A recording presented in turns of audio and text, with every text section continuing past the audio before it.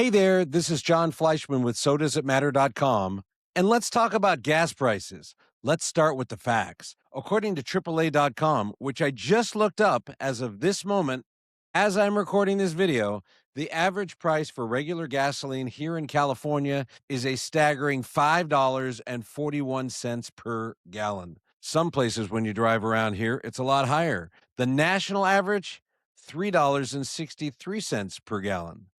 That's a staggering difference. Let's do the math here. That's a buck 80, a dollar and 80 cents per gallon more for the privilege of driving here in California. Or put another way, a typical 15-gallon fill-up costs a Californian about $25 to $30 more than for drivers in most of the country. And remember, when I talk about that national average, that actually includes California in it. If our sky-high prices weren't part of the calculation, the average price for gas in the rest of the country would be even lower. So the obvious question is this: why are we Californians paying so much more for our gas? Before we talk about California specifically, it's important to acknowledge that something's happening overseas right now that's affecting gas prices everywhere. Global oil markets are being affected by the military conflict in Iran and the disruptions at the Strait of Hormuz, a narrow waterway through which a large share of the world's oil supply normally travels in tankers, like 20%.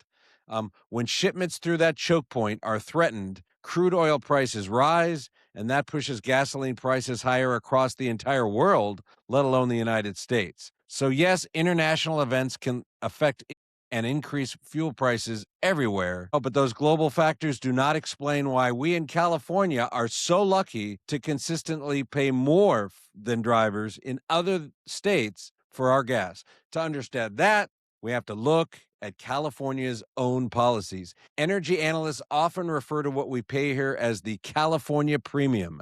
And when you combine California's special gasoline blend, a regulation passed by Sacramento Democrats, the sweeping regulations imposed by the California Air Resources Board, also passed by California Democrats, shrinking refinery capacity, refineries closed due to regulations passed by California Democrats, the state's cap and invest program, again, regulatory taxes and fees passed by California Democrats, and some of the highest gasoline taxes in America, rammed through the state legislature, passed by California Democrats.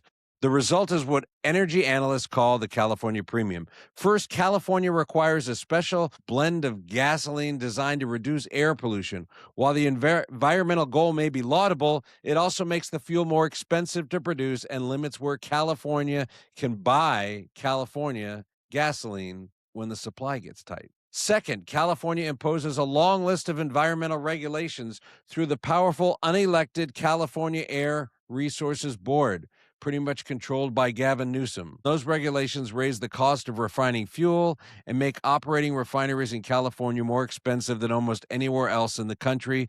They're looking at upping those costs, upping their regulations, and more gas refinery owners have notified CARB and the state of California that if they do that, we're going to see more closures, which means even higher gas prices. Third, because California requires that unique California formulation that we have, we've essentially isolated ourselves from the national fuel market. Energy analysts sometimes refer to this as California being on our very own fuel island. When supply tightens here, we can't simply bring in gasoline from the rest of the country because very few refineries elsewhere meet the California-specific higher standards than the rest of the country on producing fuel. Fourth, California has fewer refineries than it once did. Several have shut down or are converted to other uses, and strict environmental regulations make building new refineries extremely difficult. That means we have very little spare refining capacity, so when even one refinery goes offline for maintenance or an unexpected problem, prices can spike quickly. And I should add, by the way, that California is also restricting new oil production in California because we're stupid that way. Fifth, California's cap and invest program, the state's carbon trading system, effectively caps carbon emissions, making fuel more scarce, more expensive, and more scarce driving up our costs relative to everyone else. This system effectively puts an additional price on fuel tied to greenhouse gas emissions.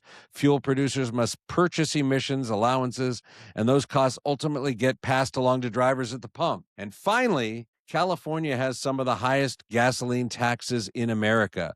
When you stack all of these policies together, the result is predictable. We all pay a lot more. At some point, you have to acknowledge what's happening here. Sacramento isn't trying to make gasoline cheaper, they're trying to make it more expensive. They're trying to make driving cars powered by fossil fuel more expensive. When the prices Californians pay for gasoline is the highest in the nation because of human made errors or unforced errors, because of taxes, regulation, policy choices, it becomes hard to escape one simple confusion. Gavin Newsom and the Democratic lawmakers who hold supermajorities in the state legislature don't see higher gas prices as a problem to solve. They see them as a feature. For the hardline environmental left, gasoline powered vehicles are something they want to stop people from using. Higher prices function like kind of a sin tax, making it harder and more expensive for people to do something they don't want you to do. They don't want you driving your car. Folks, you get the government you elect. Remember that come November. And one last thought. Maybe it's time to take a vacation to Hawaii, where gasoline on a remote chain of islands sitting 2,500 miles out in the middle of the Pacific Ocean is like way cheaper than it is here in California. That's what I got. We'll see ya.